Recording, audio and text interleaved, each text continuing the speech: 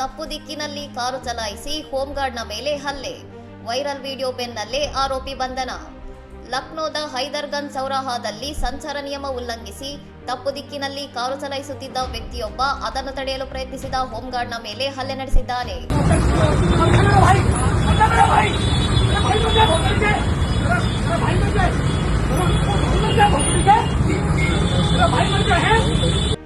ಶನಿವಾರ ರಾತ್ರಿ ನಡೆದ ಈ ಘಟನೆಯ ವಿಡಿಯೋ ಭಾನುವಾರ ಸಾಮಾಜಿಕ ಜಾಲತಾಣಗಳಲ್ಲಿ ವೈರಲ್ ಆಗಿದ್ದು, ಆರೋಪಿಯು ಹೋಂಗಾರ್ಡ್ನ ಕಾಲರ್ ಹಿಡಿದು ಪದೇ ಪದೇ ತಳ್ಳುವ ದೃಶ್ಯ ಆಕ್ರೋಶಕ್ಕೆ ಕಾರಣವಾಗಿದೆ.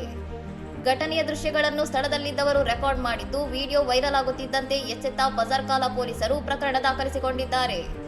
ವೈಭವ್ ಮೌರ್ಯ ಎಂದು ಗುರುತಿಸಲಾದ ಆರೋಪಿಯನ್ನು ಪೊಲೀಸರು ಬಂಧಿಸಿದ್ದು, ಆತನ ಕಾರನ್ನು ವಶಕ್ಕೆ ಪಡೆದು ಜೈಲಿಗೆ ಕಳುಹಿಸಿದ್ದಾರೆ.